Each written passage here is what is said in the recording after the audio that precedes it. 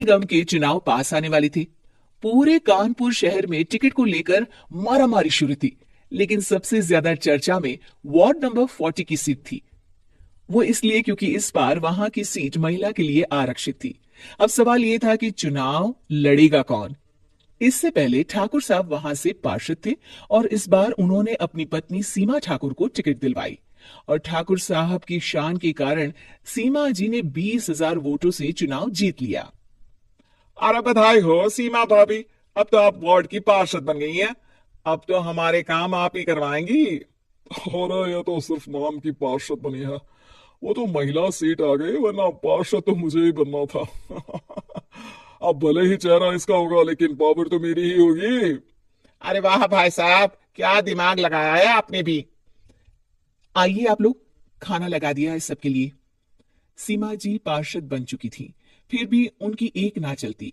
सारे काम ठाकुर साहब खुद ही संभाल लेते और जहां जरूरत पड़ती वहां सीमा जी का अंगूठा लगवा लेते। सीमा जी ज्यादा पढ़ी लिखी भी नहीं थी। एक दिन ठाकुर साहब और सीमा एक प्रोग्राम में जाते हैं। अरे ठाकुर साहब, आप आ गए। ओहो, पार्षद मैडम भी आ गई है। स्वागत है आप दोनों का। लगता है हमारे पार्षद फंड का सही इस्तेमाल हो रहा है। चलिए अब उद्घाटन करते हैं। ये लीजिए ठाकुर साहब कैची, आप ही सबसे पहले प्रवेश कीजिए। सब लोग आगे निकल जाते हैं और सीमा जी पार्षद होने के बावजूद भी पीछे खड़ी रह जाती हैं।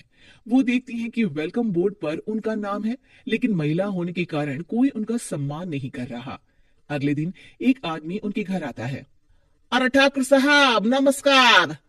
कल ना हम नोटिस किए कि हमारा घर तो अवैध है और नगर निगम वाले उसे तोड़ने आ रहे हैं। अरे कुछ कीजिए ना ठाकुर साहब। देखो भाई, मैं तो ज्यादा कुछ कर नहीं सकता, पर अगर तुम सबकी जेब गर्म कर दो तो कुछ हो सकता है। कुल मिलाकर 4 लाख लगेंगे। अरे 4 लाख ठाकुर साहब। अरे भाई, मैं अपने लिए नहीं मांग रहा हूँ।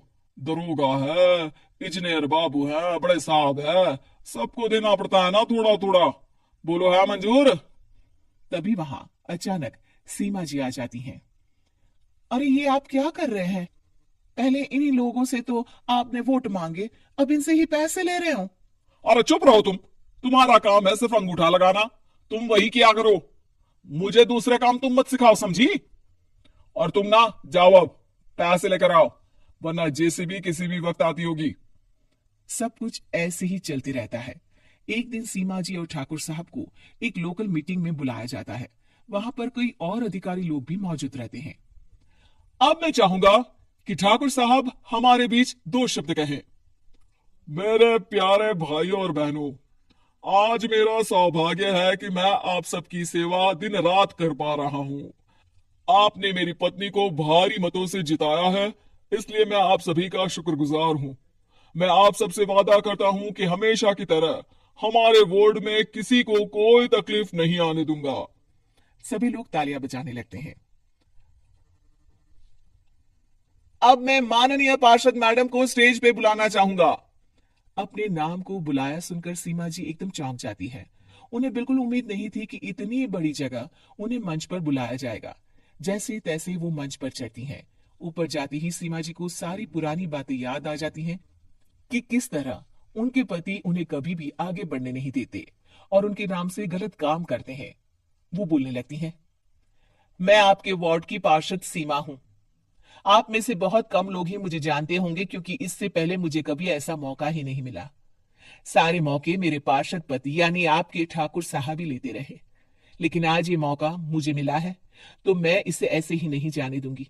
मैं आपको ये बताना चाहती हूं कि आपके ठाकुर साहब मेरे नाम की आड़ में गैर कानूनी काम करते हैं, जिस पर अंगूठों के निशान मेरे होते थे। इसीलिए मैं अपनी गलती मानती हूं और आज अपने पद से इस्तीफा देती हूं, ताकि आगे से कोई गलत काम ना हो पाए। अब फैसला आप सबके हाथ में है कि आप हमें क्या सजा देना चाहते हैं। सीमा जी की बातें सुनकर ठाकुर साहब के चेहरे का रंग उड़ जाता है और वो शर्म से मुंह नीचा करके वहां से चले जाते हैं और पद से इस्तीफा देकर ही सही सीमा जी अपने आप में आत्मविश्वास महसूस करती हैं।